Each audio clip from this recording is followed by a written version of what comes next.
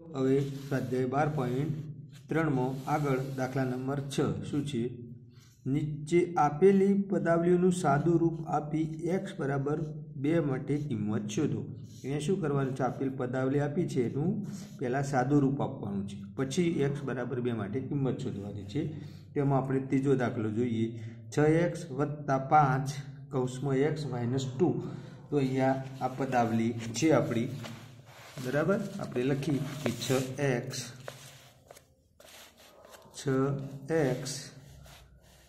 વત્તા 5 કૌંસમાં x minus 2. તો પહેલાંનું સાદું રૂપ આપીએ. તો 6x તો છે જ, આ કૌંસ છે તો કૌંસને પહેલાં દૂર કરીએ, એટલે કે કૌંસ છોડીએ તો શું થાય?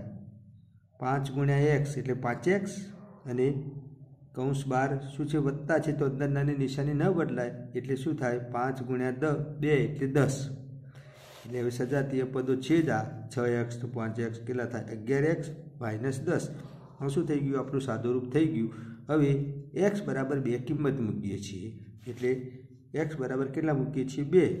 તો 11 તો છે જ, અને આ શું છે? 11x એટલે 11, અને આ 2 ગુણાકારમાં કહેવાય, એટલે 11 ગુણ્યા 2 અને માઇનસ 10. તો 11 ગુણ્યા 2 કેટલા થાય? 22 માઇનસ 10 બરાબર આપણો જવાબ આવશે 12.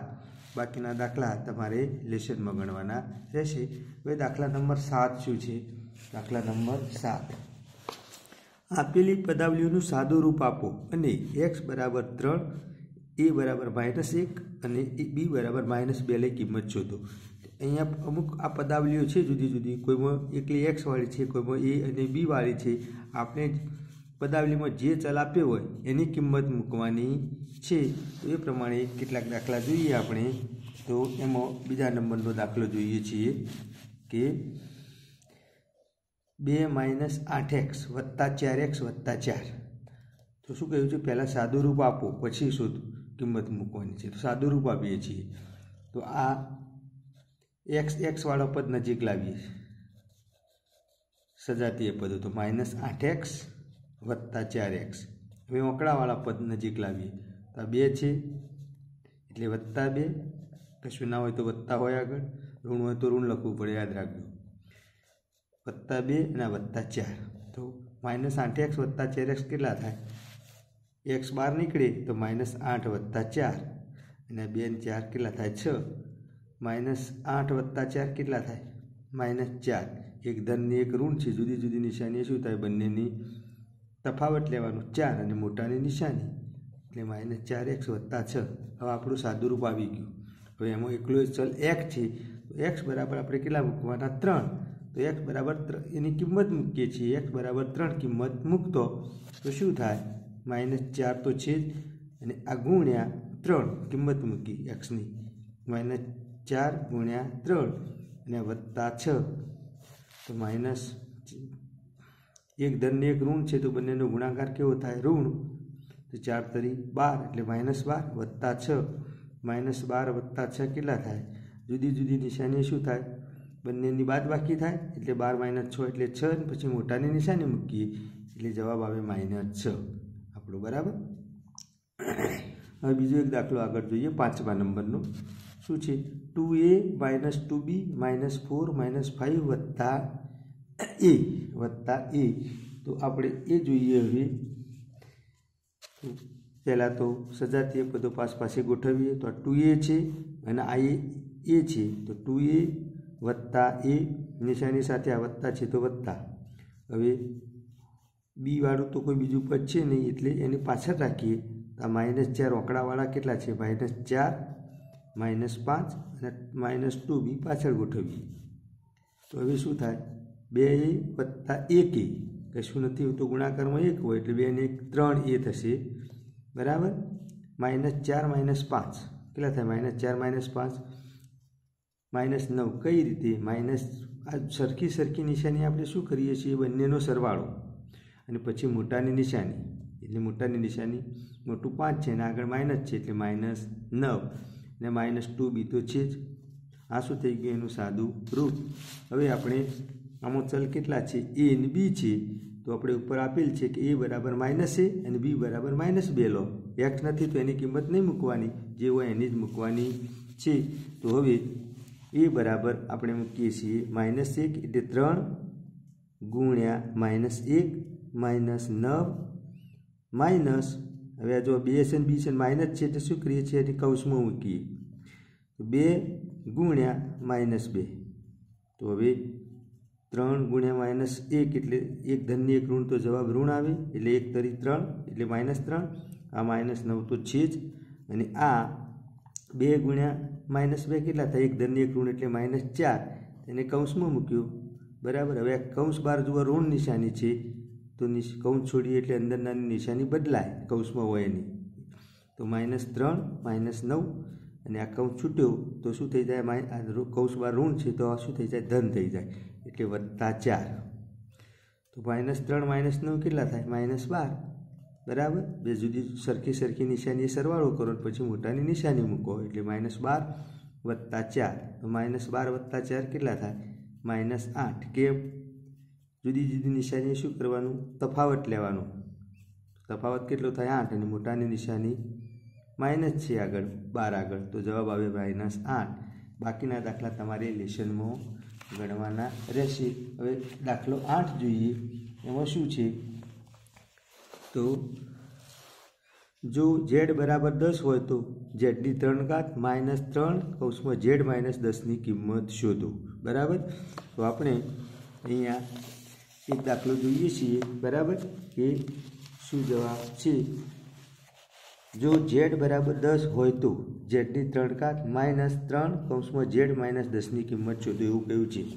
તો આપણે અહીંયા દાખલો બે રીતે ગણી શકીએ અહીંયા સાદુરૂપ આપો અને શોધો એવું કહ્યું નથી એટલે સાદુરૂપ આપીને શોધીએ અને સાદુરૂપ આપ્યા વગર શોધીએ જોઈએ તો પહેલાં સાદુરૂપ આપીએ z ની 3 ઘાત -3 કૌંસમાં z - 10 તો એનું શું કરીએ છીએ સાદુરૂપ આપીએ છીએ તો z ની 3 ઘાત માઇનસ જો આ 3 કૌંસમાં છે z -10 એટલે વિભાજનના નિયમ પ્રમાણે શું થાય આ 3 છે z સાથે પણ ગુણાકારમાં છે અને આ 3 છે 10 સાથે પણ ગુણાકારમાં છે એ લખીએ z ની 3 ઘાત -3z માઇનસ અને 3z એટલે એક ઋણ ને એક ધન એ જવાબ ઋણ આવે તો -3z અને આ શું થાય કૌંસ બહાર ઋણ છે તો અંદર વત્તા આવશે અને 3 ગુણ્યા 10 એટલે કેટલા થાય 30 કેટલા થાય 30 તો હવે શું થયું z ની 3 ઘાત -3z + 30 હવે આપણે કિંમત મૂકીએ છીએ z બરાબર કેટલી 10 તો z બરાબર 10 મૂકીએ કિંમત તો શું થાય 10 અને એની 3 ઘાત -3 ગુણ્યા 10 2 છે એટલે કૌંસમાં મૂક્યું 3 અને આ ગુણાકારમાં છે 3z એટલે 3 ગુણ્યા z z ની કિંમત મૂકી 10 અને +30 તો 10 ની 3 ઘાત કેટલી થાય 10 ગુણ્યા 10 ગુણ્યા 10 3 વખત 10 ગુણ્યા 10 ગુણ્યા 10 એટલે કેટલા થાય 1000 થાય આ માઇનસ આ 3 ગુણ્યા 10 કેટલા થાય 30 એટલે -30 આગળ ઋણ નિશાની છે ના +30 તો તમે જાણો જ છો કે આ બંને કેવી છે વિરોધી સંખ્યાઓ -30 ને -30 તો આ બંનેનો સરવાળો કેટલો થાય 0 તો 1000 + 0 એટલે 1000 જવાબ મળે।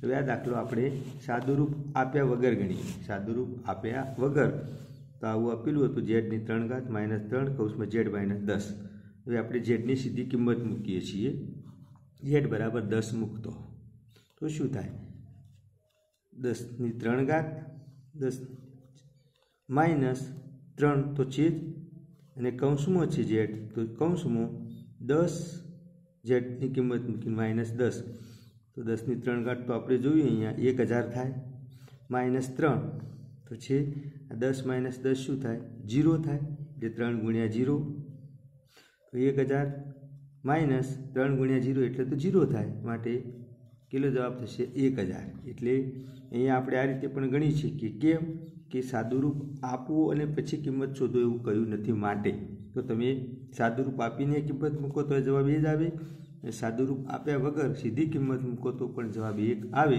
બરાબર। બાકીનો દાખલો બીજો છે તમારે લેશનમાં ગણવાનો રહેશે। એ દાખલા નંબર 9 શું છે કે x બરાબર 0 માટે 2x² + x - e ની કિંમત 5 હોય તો e ની કિંમત શોધો। અહીંયા શું કહ્યું છે કે આગળના દાખલા કરતાં થોડું જુદું છે. કઈ રીતે કે અહીંયા x બરાબર 0 માટે આ શું છે 2x² + x માઇનસ એની કિંમત 5 આપેલ છે, એટલે કે કોઈ સમીકરણ હોય એના જેવું થયું.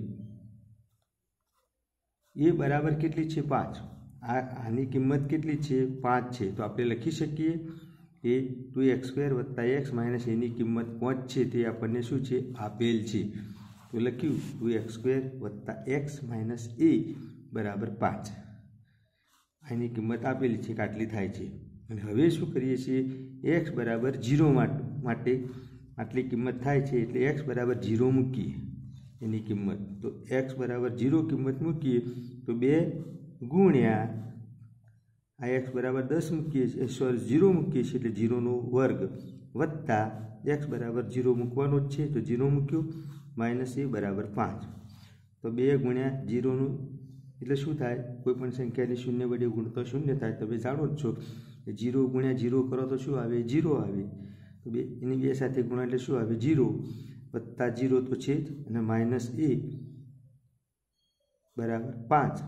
આપણે એની કિંમત શોધવાની છે એટલે છે. હવે આ 0 થઈ ગયો, 2 ગુણ્યા 0 આ 0 માઇનસ a બરાબર 5, એટલે આપણે શું મળ્યું જવાબ માઇનસ a બરાબર 5. માઇનસ a બરાબર 5 મળ્યા. તેથી a બરાબર કેટલા થાય 5. એ બરાબર કેટલા થાય -5. કેટલા થાય -5. કેમ કે તમે આગળના પ્રકરણોમાં શીખી ગયા છો કે એક ધન છે ને એક ઋણ છે. તો તમે અહીંયા ધન કરો તો અહીંયા ઋણ થઈ જાય, બરાબર. એટલે કે a બરાબર જો -a બરાબર b હોય તો તમે a બરાબર -b લખી શકો, લખી શકાય. આ યાદ રાખજો, આવું લખી શકો. માટે a બરાબર આપણે કિંમત શોધવાની કીધી હતી એની, તો આ તો -a બરાબર 5 આવ્યા, તો આપણે a જોઈએ છીએ તો ચિહ્ન બદલાઈ જાય, બરાબર. તો આ રીતે એનો જવાબ આવે a બરાબર -5, બરાબર. હવે છેલ્લો દાખલો છે દાખલો 10, બરાબર. એ નીચેની પદાવલીનું સાદું રૂપ આપી a બરાબર 5 અને b બરાબર -3 માટે કિંમત શોધો. અહીંયા પદાવલી આપેલી છે 2 કૌંસમાં એની 2 ઘાત વત્તા ab કૌંસ પૂરો વત્તા 3 માઇનસ ab. હવે એનું સાદું રૂપ આપીએ છીએ. તો પહેલાં તો આપણે આ કૌંસ છોડવો પડશે. આ કૌંસમાં છે તો 2 શું છે બંને સાથે ગુણાકારમાં છે, તો 2a² વત્તા નિશાની આવી તો વત્તા 2ab વત્તા 3 તો આપેલા જ છે અને માઇનસ ab. આ શું થાય હવે સજાતીય પદો આપણે 2a² વત્તા 2ab, ab માઇનસ આગળ લાવ્યો છું તો પાસે ગોઠવતા સજાતીય પદો આ ab છે અને આ ab છે, તો આગળ લાવ્યો સજાતીય પદ 2 જોડે ગોઠવા -ab વત્તા 3. તો આ તો 2ab છે, આ 2ab, આ 2a² છે, આ 2ab માઇનસ ab એટલે કે 2ab માઇનસ 1ab એટલે 2 માઇનસ 1 એટલે કેટલા થાય ધન 1 થાય, એટલે વત્તા ab વત્તા 3. આ શું થઈ ગયું એનું સાદું રૂપ અપાઈ ગયું. હવે આપણે કિંમત મૂકવાની છે. સાદું રૂપ અપાઈ ગયું, a બરાબર 5 અને b બરાબર -3 કિંમત મૂકવાની છે. આમાં કિંમત મૂકીએ તો 2 અને 5ની કિંમત એની કિંમત કેટલી મૂકી 5 અને એનો વર્ગ આ કૌંસમાં લખીએ છીએ આપણે એટલે કોઈ ભૂલ ના થાય, વત્તા a બરાબર કેટલા છે 5 અને b બરાબર કેટલા છે -3 મૂક્યા અને વત્તા 3. તો બરાબર શું થાય 2 અને 5નો વર્ગ કેટલો થાય 25 થાય. 5 ગુણ્યા 5 એટલે 2 ગુણ્યા 25 વત્તા 5 ગુણ્યા -3 કેટલા થાય 5 તરી 15, એક ધનની એક ઋણ એટલે શું આવે વત્તા -15 વત્તા 3, બરાબર. તો હવે 25 દુ કેટલા થાય 50. આ કૌંસ પર વત્તા છે એટલે નિશાની ન બદલાય તો -15 અને વત્તા 3, તો 50 - 15 કેટલા થાય 35 વત્તા 3, બરાબર. આપણો જવાબ થશે 38, બરાબર. તો અહીંયા સ્વાધ્યાય આપણે 12.3 પૂરો થયેલો જાહેર કરીએ છીએ। તમારે બાકીના દાખલા લેશનમાં ગણી દેવાના, બરાબર। હવે આગળ આપણે નેક્સ્ટ જોઈએ કે આંકડાની પેટર્નના નિયમો, આંકડાઓની પેટર્નના નિયમો, બરાબર। હવે તમે જાણો જ છો, બરાબર, આગળ ધોરણ 6માં પણ શીખી ગયા છો કે પેટર્ન એટલે શું કહેવાય? એક જાતની તરાહ, એક જાતની શું કહેવાય? તરાહ એટલે કે એક નિયમ, એક જાતની તરાહ। તો એ આંકડાઓની પેટર્નના નિયમો એ અહીંયા જો સમજીએ આપણે કે જો કોઈ પ્રાકૃતિક સંખ્યાને આપણે n કહીએ, શું કહીએ? n। પ્રાકૃતિક સંખ્યાને શું કહીએ? n। આ n પ્રાકૃતિક સંખ્યા એ n કહીએ। આમ તો આપણે પ્રાકૃતિક સંખ્યા 1 2 3 4 5 એ શું છે? પ્રાકૃતિક છે, ગણતરીની છે, એટલે આપણે એને શું કહીએ? n। જો n પ્રાકૃતિક સંખ્યા હોય ને n કહીએ, n ને શું કહીએ? પ્રાકૃતિક સંખ્યા કહીએ, તો તેની અનુગામી એટલે એના પછી આવતી તો તરત કઈ આવી? ધોરણ 6માં પણ આપણે શીખ્યા કે એમાં 1 ઉમેરવાથી મળી, એટલે આની અનુગામી સંખ્યા કઈ થાય? n + 1 થાય, n + 1 અનુગામી એટલે પછી આવતી, બરાબર। દાખલા તરીકે n બરાબર આપણે 5 લઈએ તો તેની અનુગામી કઈ થાય? તેની અનુગામી થાય n + 1 એટલે કે n બરાબર 5 + 1 બરાબર કઈ થાય? 6 થાય। એટલે કે n બરાબર 5 લઈએ તો એની અનુગામી સંખ્યા, અનુગામી એટલે પછીની સંખ્યા કઈ થાય? 5 + 1 એટલે 6 થાય। હવે જો પ્રાકૃતિક સંખ્યાને n કહીએ તો 2n એ શું છે? બેકી સંખ્યા। પ્રાકૃતિક સંખ્યાને આપણે શું કીધું? n એ પ્રાકૃતિક સંખ્યા છે, તો 2n એ શું છે? બેકી સંખ્યા છે, બેકી સંખ્યા છે। કઈ રીતે બેકી સંખ્યા? અને 2n + 1 અને 2n + 1 એ કેવી છે?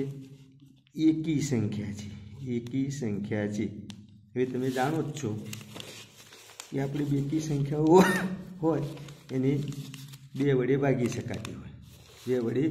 શકાતી હોય, એટલે સ્વાભાવિક છે કે આ n છે, તમે જાણતા નથી એકી છે કે બેકી, પણ એને આગળ ગુણાકાર 2 કરશો એટલે ઓટોમેટિક બેકી સંખ્યા થઈ જશે। આ બેકી સંખ્યા થઈ તો એમાં 1 ઉમેરો તો શું થાય? પછી એકી સંખ્યા થઈ જાય। શું થઈ જાય? એકી। દાખલા તરીકે 4 એ કેવી છે? બેકી સંખ્યા છે, તો 4માં તમે 1 ઉમેરો એટલે 5 થાય, તમે જાણો જ છો એકી સંખ્યા છે। આપણે એક ઉદાહરણ લઈએ કે n બરાબર 12 લઈએ, n બરાબર કેટલા લઈએ? 12, એટલે 12 પ્રાકૃતિક સંખ્યા થઈ, તો 2n કેટલા થાય? 2 × 12 બરાબર 24 થાય। એ જ કેવી છે? બેકી સંખ્યા છે।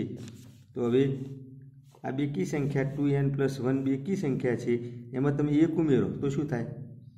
24 + 1 બરાબર 25 થાય। એ કેવી છે? હવે એ 25 એ કેવી છે?